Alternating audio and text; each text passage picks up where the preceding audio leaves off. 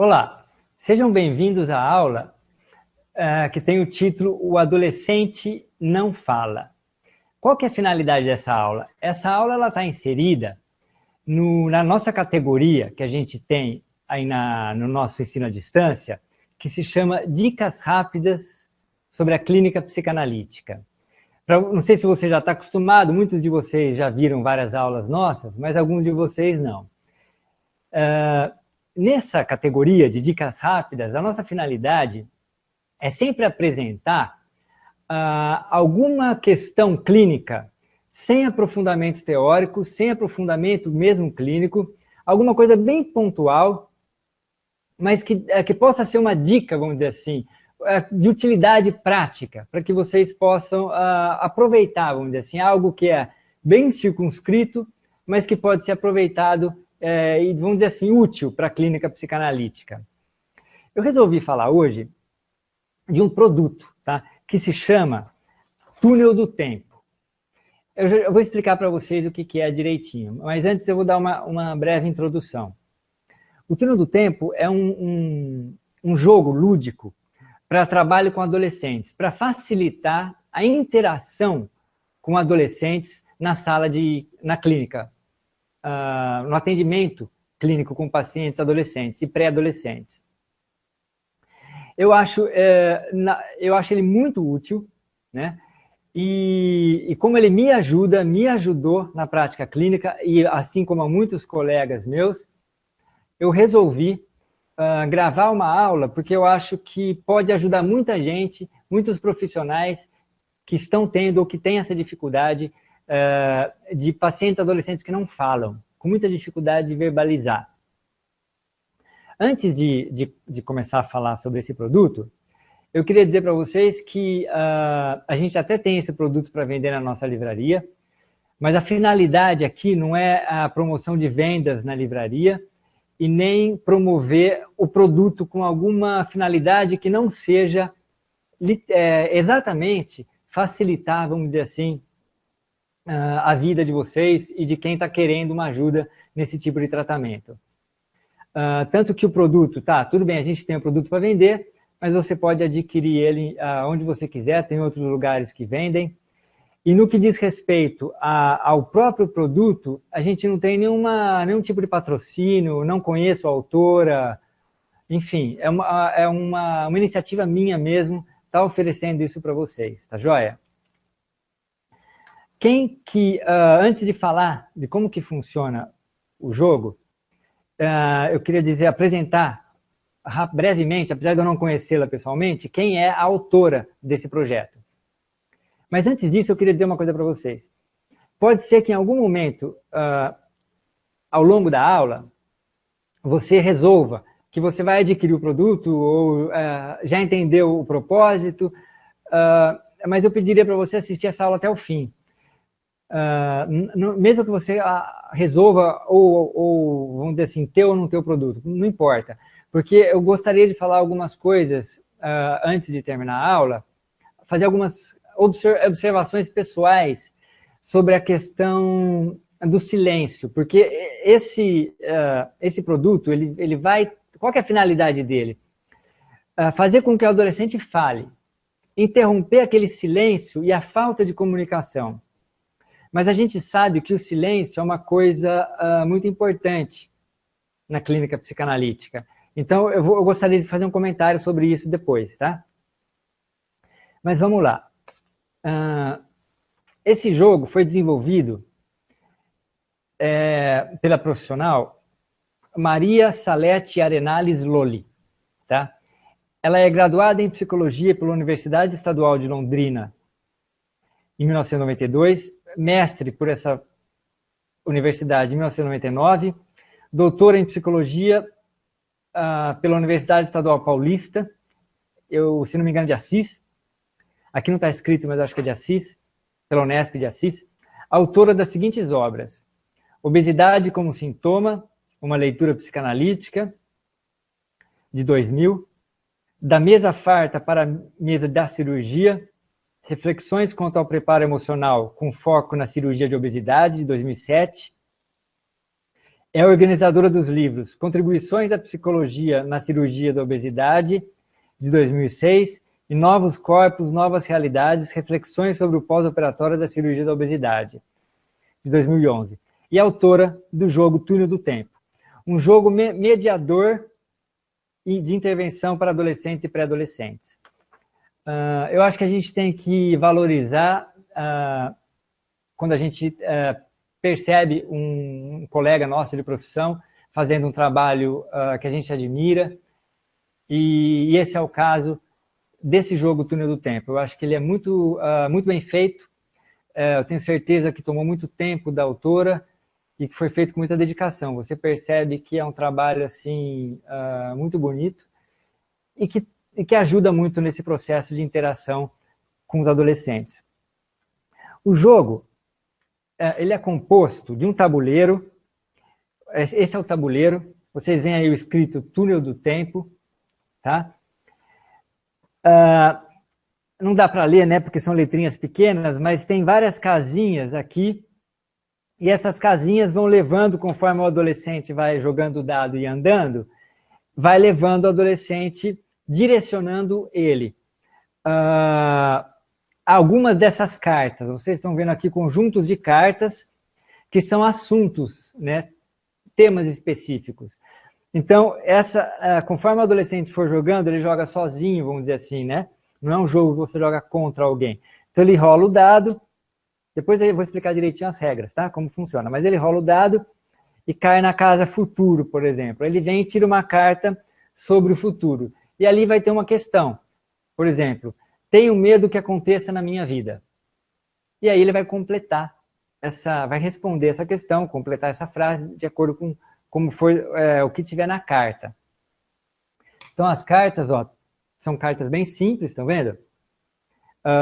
Dentro delas tem essas frases e os temas são presente, falando de, são questões para meninos e para meninas separadas, falando de para meninos, falando de para meninas, casos e acasos, você no futuro, futuro e passado. Então você vê que os temas centrais são futuro, passado e presente, tá? Além dessas outras perguntas. Além disso, no decorrer do tabuleiro, aqui no andar do jogo, a autora ela colocou algumas casas que pedem para o adolescente desenhar alguma coisa. Desenhe o seu quarto.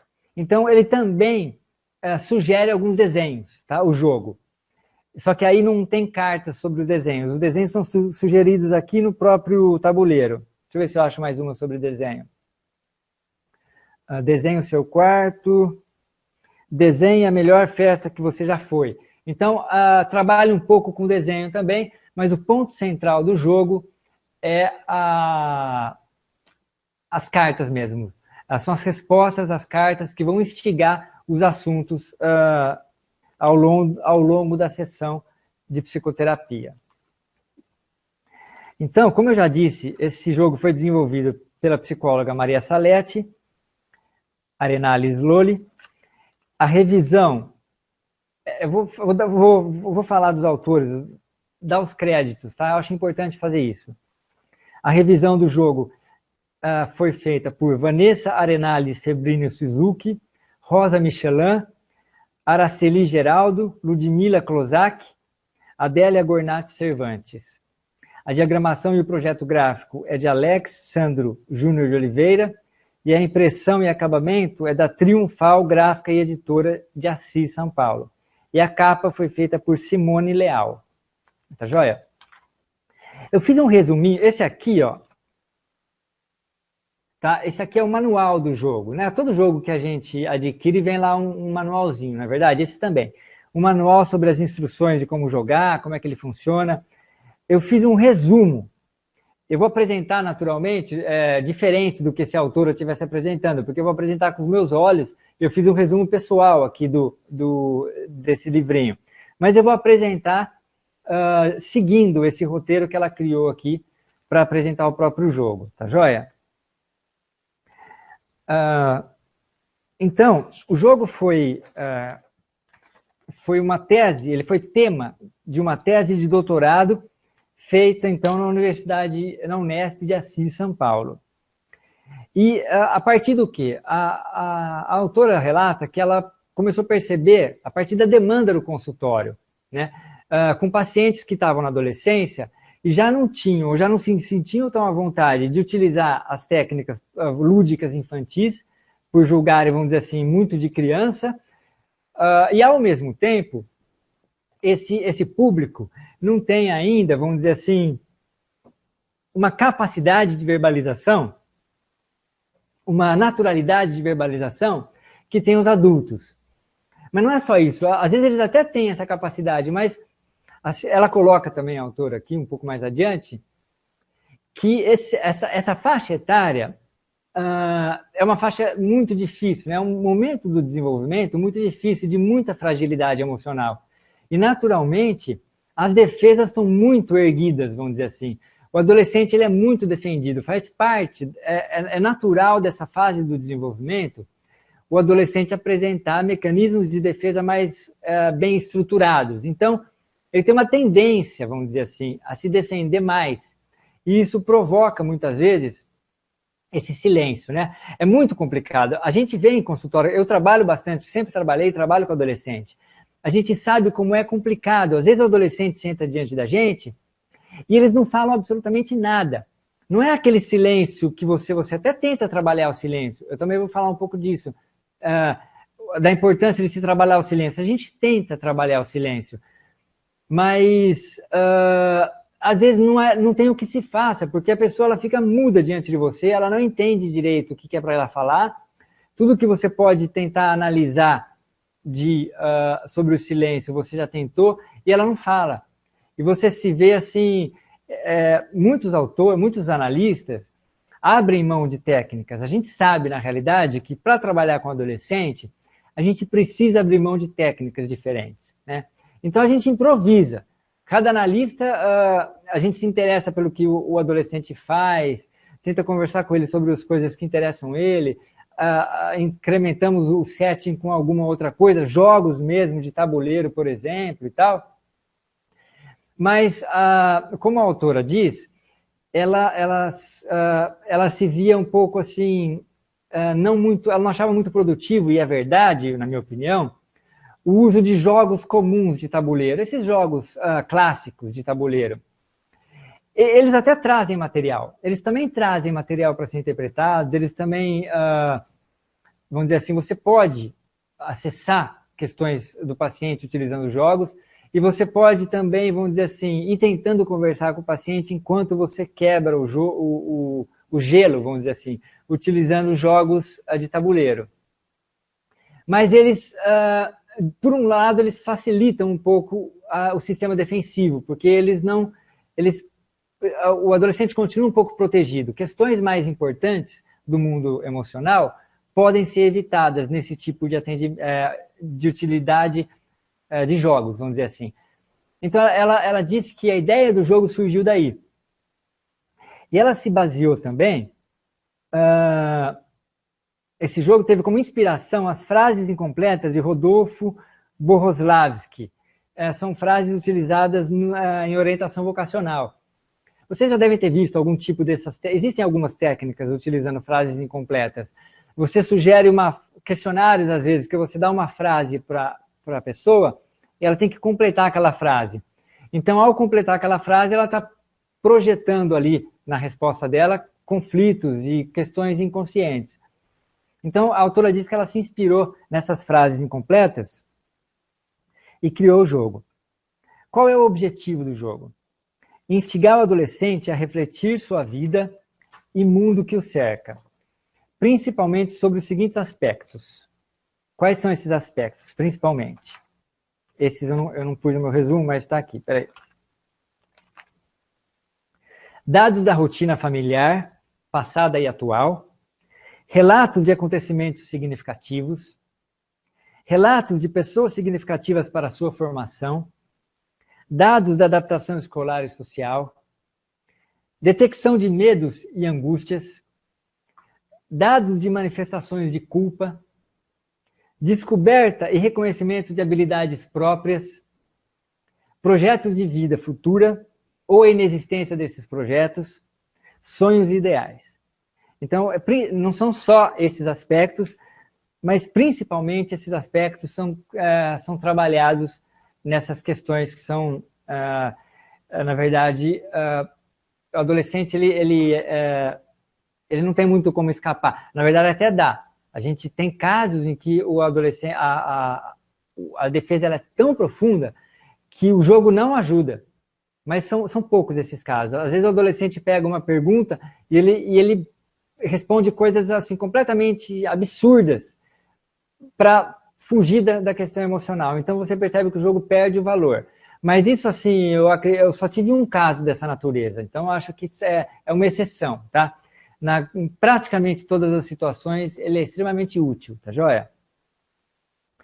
A autora diz que é fundamental esclarecer o objetivo do jogo para o paciente. Deixar claro para o paciente que a gente...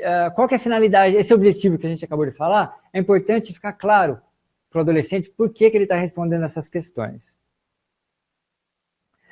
A autora diz que o jogo foi desenvolvido para tratar para casos individuais, para ser usado na clínica com pacientes indivíduos, não em grupo, tá?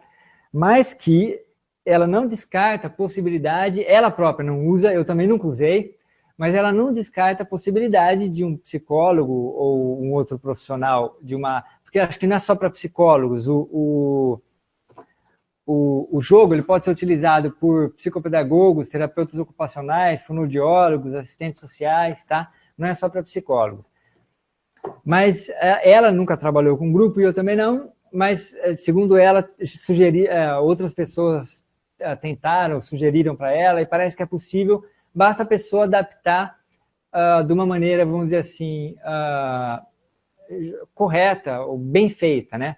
Eu também acredito que é super possível utilizar o jogo em grupo, tá? Bastaria comprar mais algum desses peãozinhos numa papelaria, então é bem simples, tá? Tenho certeza que dá para usar em grupo. A autora diz que ela criou as frases a partir da demanda pessoal dela na clínica e a partir do contato com os próprios adolescentes. Mesmo quando o jogo já estava sendo utilizado, as perguntas iam sendo transformadas de acordo com as sugestões ou de acordo com a reação dos pacientes às perguntas. Então, por exemplo, ela cita um exemplo de que ela perguntava para o paciente... não lembro agora, tá bom? Mas tem aqui no manualzinho, os adolescentes eles trazem opiniões ou eles acabam fazendo com que aquela pergunta seja alterada, tá?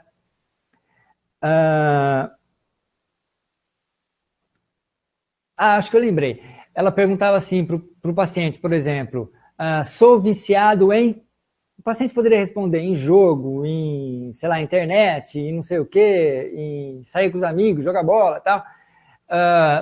E ela disse que os pacientes diziam para ela assim, se você perguntar para o meu pai, ele vai dizer que eu sou viciado em tal coisa. Então aí ela alterava a pergunta ou incluía uma nova pergunta de acordo com os comentários dos adolescentes. Ela disse que algumas frases... isso é verdade, eu também acho. Tem frases mais produtivas e frases menos produtivas. Ela cita como exemplo, você perguntar para o adolescente de quais programas de TV ele gostava ou assistia quando era criança. Na maioria das vezes, aparecem aquelas respostas clássicas, né? Os pacientes respondem aqueles desenhos clássicos, aqueles programas clássicos. Então, assim, elas não são tão produtivas. Mas ela disse que ela resolveu manter essas perguntas porque quando a pergunta é produtiva, ela pode ser bem importante. Por exemplo, o caso de adolescente que responde que assistia programa de adulto, porque achava que tinha necessidade de acompanhar a mãe, porque a mãe estava num momento muito difícil. Então, assim, pode ser importante, mesmo que as frases, algumas delas possam não ser tão produtivas, assim, em termos de percentual, de quantidade de adolescentes que vão respondê-la, ela pode ser bem útil em alguns casos e ela manteve essas perguntas.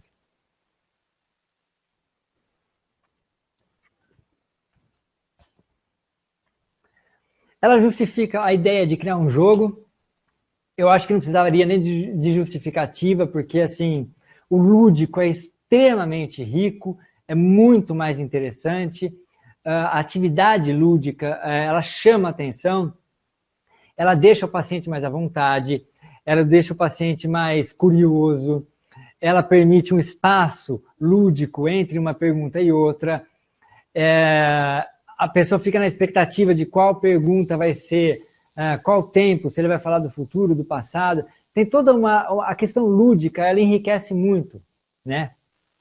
Tanto que você pode, eu já usei, por exemplo, essas cartas sem o tabuleiro. Você deixa as cartas expostas e o paciente vai tirando, ou você tira de vez em quando uma para ele. Você pode usar o jogo assim, mas eu acredito que ele perde um pouco essa característica do lúdico, tá? Então eu concordo com a autora da importância do lúdico. Ela diz que a gente pode dar ser solidário com o paciente em algumas perguntas, tá? Por exemplo, ele tira uma carta que é uma questão meio cabeluda, como diz a autora. Então ela costuma ajudar, ser solidária assim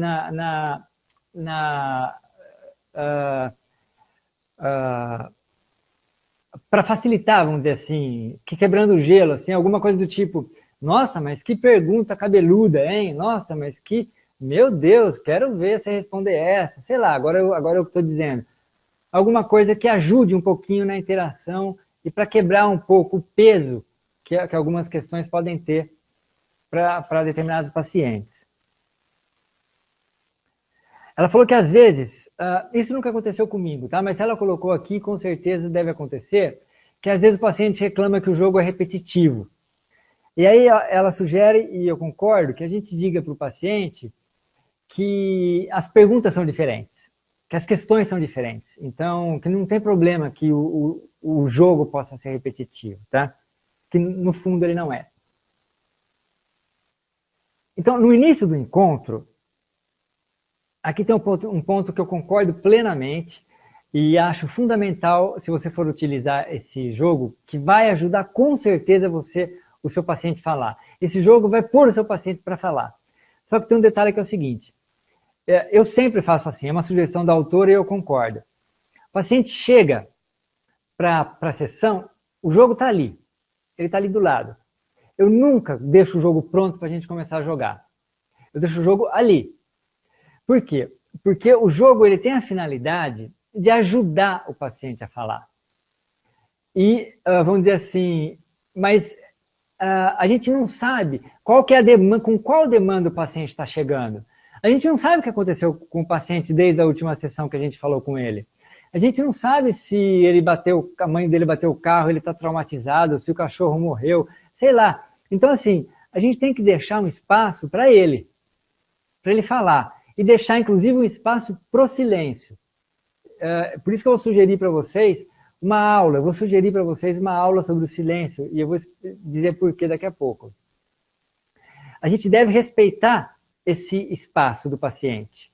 E aí, a partir do momento que você entrou num silêncio, que não pode mais ser trabalhado, que não pode mais ser analisado, que perdeu a eficiência, porque o silêncio pode ser eficiente, por isso que eu quero que vocês tomem cuidado, assim, não pensar no jogo como uma coisa que vai arrancar o silêncio da análise, porque não se deve ficar em silêncio em análise. Não é esse o objetivo, na minha opinião, do jogo. E penso, a partir do momento que a autora sugere que a gente inicie a sessão sem usar o jogo, eu acho que ela pensa a mesma coisa. Então, de início, a gente deixa a sessão rolar. A hora que percebeu que precisa do jogo para ajudar, na minha opinião, é nessa hora que a gente deve entrar no jogo. O jogo começa, de início a autora sugere que você peça para o paciente escolher um tempo sobre o qual ele quer falar. Presente, falando de, futuro e tal. E depois, ele pode sair tanto para um lado quanto para o outro, ele vai jogar o dado e começar a rolar as casinhas, seja para um lado, seja para o outro, e ele vai cair, vamos dizer assim, em algum dos tempos sobre os quais ele vai ter que falar, ou em algum desenho que ele vai ter que fazer. Tá joia? Às vezes o jogo não é necessário, às vezes passar a sessão inteira ele não é necessário. eu acho que até uma consequência do jogo, que ele deixe de ser necessário. Você pode manter, depois que ele deixou de ser necessário, você pode de vez em quando utilizar um pouquinho ele, mesmo ele não sendo mais necessário, porque ele também pode ajudar a trazer questões diferentes. Então, acho que ele é importante, mesmo quando ele perde a necessidade, ele pode continuar sendo usado, tá? Menos, de vez em quando, pouco tempo na sessão, para deixar o paciente à vontade para trazer os conteúdos que são mais importantes para ele naquele momento, mas ele pode continuar sendo usado. A autora diz, isso está escrito aqui no manualzinho dela, que o jogo não pode substituir a associação livre, vamos dizer assim. Então, precisa ficar claro para o paciente que ele pode falar o que ele quiser falar a qualquer momento. Ele pode interromper o jogo. Tipo assim, ele está jogando, respondendo uma pergunta, ele lembra alguma coisa que ele quer te contar. Ele precisa saber que ele deve contar aquilo para você. E a autora diz o seguinte, que você tem que dizer para o paciente, o que é importante, é lembrar o adolescente, que a qualquer momento ele pode dizer algo que ele acha importante no meio do jogo.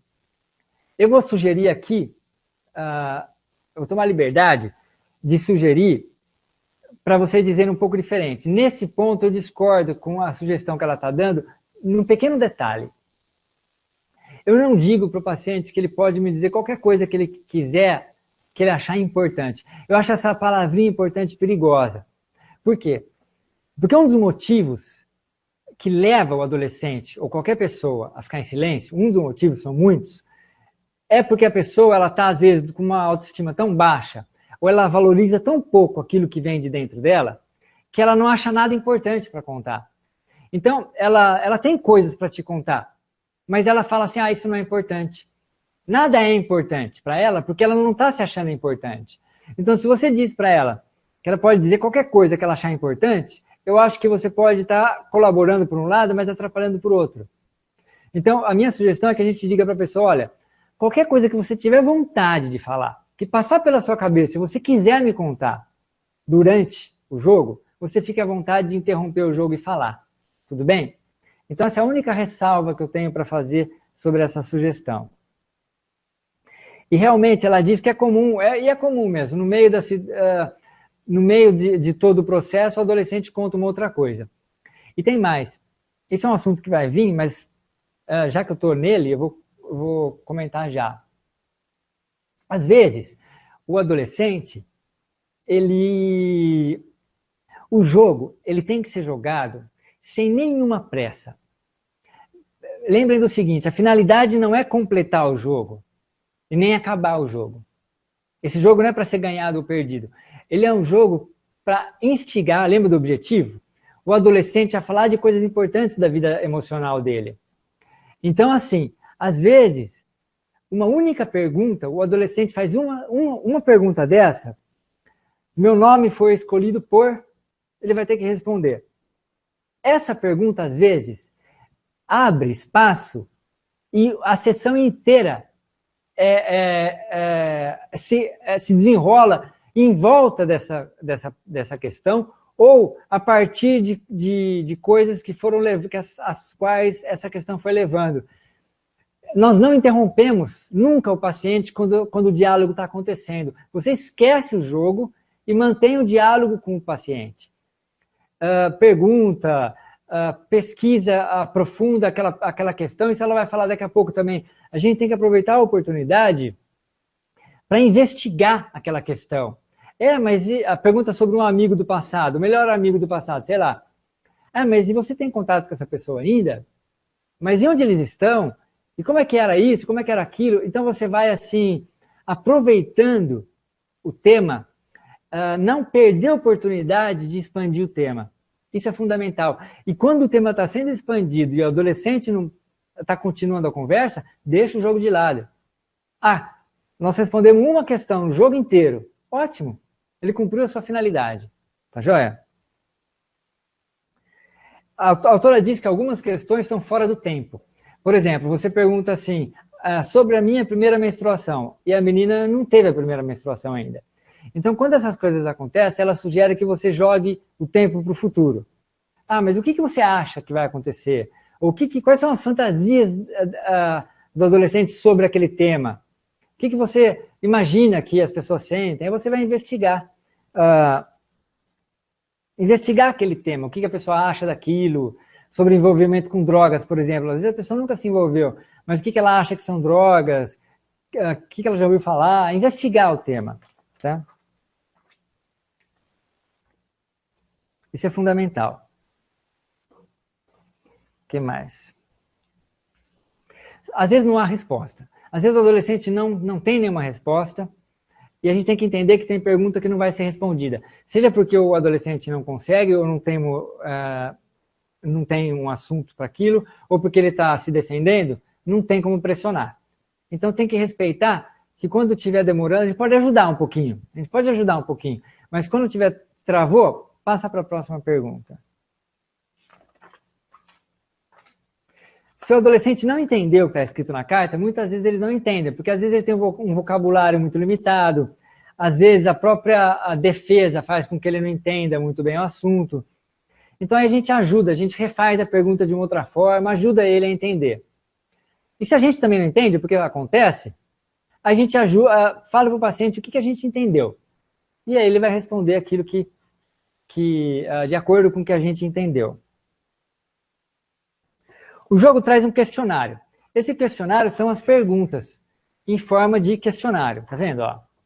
Então tem a pergunta e um espaço para você respondê-las. Então o jogo pode ser jogado preenchendo-se o questionário, escrevendo, ou ele pode ser jogado sem preencher o questionário, sem anotar. Aí não existe uma regra. Ela sugere que se o questionário estiver atrapalhando por algum motivo, ele pode ser deixado de lado. Eu acho que o uso do questionário, em alguns casos, não atrapalha um pouco. Acho que depende muito da dinâmica do paciente. Mas eu acho interessante a anotação, porque o paciente reflete um pouco mais quando ele está escrevendo, e aquilo fica registrado. Você pode ter um registro também, não só histórico, como de fatos, porque a gente não lembra tudo, não é verdade? Então, eu acho que pode ser interessante a anotação, tá? Tem o caderninho, que vão alguns desses caderninhos dentro do jogo, mas você recebe também, você pode pedir por e-mail esse questionário em PDF. Então, cada paciente pode ter o seu. Eu sugiro que eles tenham, tá? Como o jogo acaba? Na realidade, ele vai se tornando desnecessário, como eu falei, em alguns casos, mas em alguns casos ele pode acabar mesmo, as cartas podem acabar. Todo o questionário pode ter sido preenchido. Aí acabou. Então você pode fazer o quê? Pegar as questões, por exemplo, mais importantes e revê-las. Você pode pegar aquelas que foram difíceis de responder e tentar mexer com elas um pouco mais. Você pode refazer o jogo. Eu nunca cheguei ao fim desse jogo. Eu, pessoalmente, não aconteceu isso comigo ainda. Porque, na minha experiência pessoal, pelo menos, o jogo você vai utilizando menos ele. Se você deixar utilizar ele só nos momentos necessários, ele dura muito tempo, tá? Mas eu acho que também depende muito do paciente. Eu tenho um paciente, por exemplo, que eu teria terminado o jogo com certeza se ele tivesse continuado a terapia, mas ele encerrou antes. Então acho que cada caso é um caso. Acho que a minha experiência é muito única. Não dá para criar dados estatísticos, né? Acho que precisaria saber como é que é com muitas pessoas ao mesmo tempo. Mas ele acaba dessa forma, ou quando acaba, deixa de ser necessário, e você pode continuar usando até acabar. Um pouquinho, como eu disse agora há pouco tempo atrás. Utilizar ele um pouquinho até que ele acabe, quando todas as cartas forem respondidas. Bom, então fica essa dica para vocês desse produto que ajuda enormemente a lidar com pacientes que não... adolescentes. Ele foi desenvolvido, os temas são para pré-adolescentes e adolescentes. Então, fica essa sugestão, vale a pena, vocês podem ter certeza, tá joia? Agora, eu gostaria de fazer algumas ressalvas e pedir para vocês prestarem atenção no seguinte. O silêncio ele é um assunto importantíssimo na psicanálise, importantíssimo. O silêncio, ele tem um significado, ou melhor, muitos significados diferentes, mas sempre significados importantes. Então, a gente tem que tomar cuidado para não utilizar, seja esse jogo ou qualquer outra ferramenta, como uma ferramenta que vai evitar o silêncio, para fugir do silêncio. O jogo tem que ser utilizado naqueles casos ou naqueles momentos nos quais a gente não tem mais por onde pegar. Tipo assim, a coisa está ficando num nível adolescente, ele quer ir embora da sessão. Ele não quer mais voltar, porque ele não tem o que falar na opinião dele. Ele não consegue. Tem adolescentes, não só adolescentes, adultos também, que eles não conseguem falar, eles não têm o que falar. Na verdade, eles têm muito o que falar, mas eles não conseguem, por vários motivos. Só que a gente não pode utilizar essa ferramenta para fugir de se analisar e de enfrentar o silêncio e seus significados. Tá joia? Então eu vou sugerir para vocês uma aula que a gente tem aí no EAD, no nosso setor de ensino à distância, que se chama O Silêncio nas Consultas. Eu não vou falar da aula aqui, porque essa aula é só sobre isso. Ela vai abordar vários significados do silêncio e como lidar com eles na sala de análise. E assim, já que eu estou sugerindo essa aula, eu vou proporcionar para vocês que estão assistindo essa aula sobre a divulgação e exposição do jogo Túnel do Tempo, eu vou passar para vocês um código, um cupom de desconto para ser utilizado nessa aula, O Silêncio nas Consultas. É um cupom no valor de 40% de desconto no valor da aula, tá joia?